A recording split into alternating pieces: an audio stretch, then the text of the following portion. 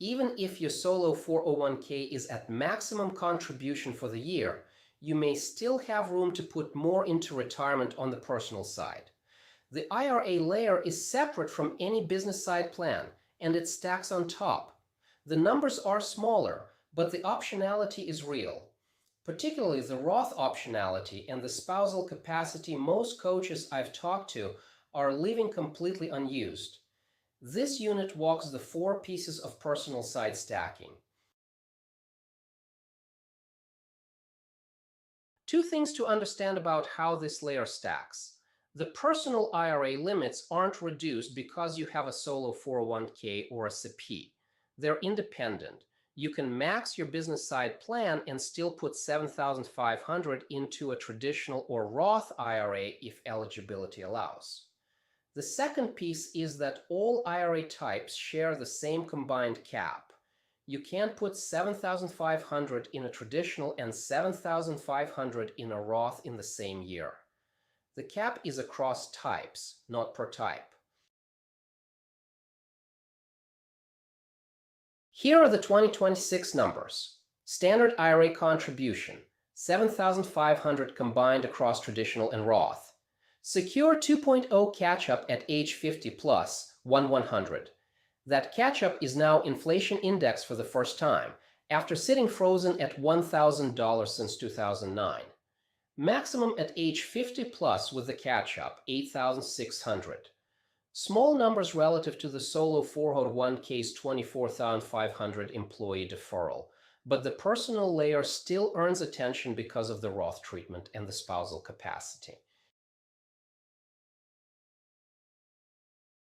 Traditional IRA deductibility narrows when you're covered by a workplace plan, and self-employed coaches with their own solo 401k or SEP IRA count as covered for this rule.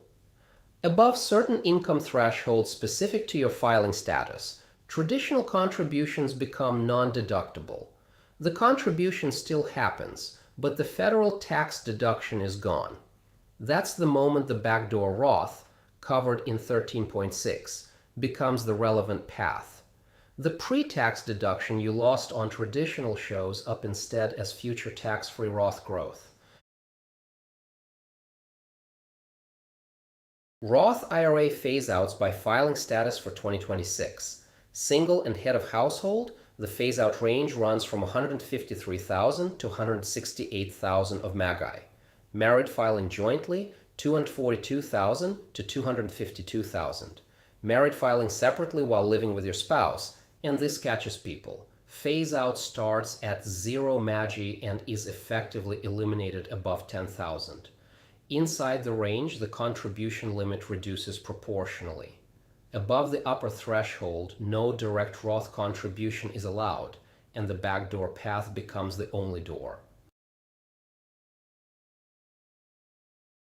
Spousal IRA is one of the largest pieces of household retirement capacity that goes routinely unused. The mechanic is simple. If one spouse has little or no earned income, that spouse can still contribute to an IRA based on the working spouse's earnings. Each spouse has a separate $7,500 limit, $8,600 with the age 50 plus catch-up. A household with one coach earning $150,000 and a non-earning spouse can contribute $15,000 across 2 IRAs, subject to the Roth income limits, if you're going the Roth route on either side. The maximum personal side stack for a household. Solo 401k at full contribution on the business side. Roth IRA at $7,500 if your MAGI is within the direct contribution range.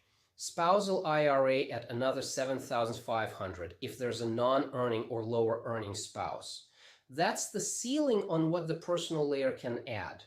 And most coaches I see don't stack all 3 because cash flow is the binding constraint, not the contribution limits. The option exists. Whether you take it depends on what's available after current expenses. 2 confirmations to make right now. 1. Does your MAGI for the year fall within the direct Roth contribution range for your filing status? If yes, and you don't have a Roth IRA open, that's a vehicle worth considering. 2. Is there a non-earning or lower earning spouse in your household? If yes, the spousal IRA adds household capacity worth pricing against current cash flow. What do you actually invest inside any of these accounts? The asset mix, the traditional versus Roth tax planning, the future tax rate weighting, those belong to your CPA and your fiduciary, not to this module.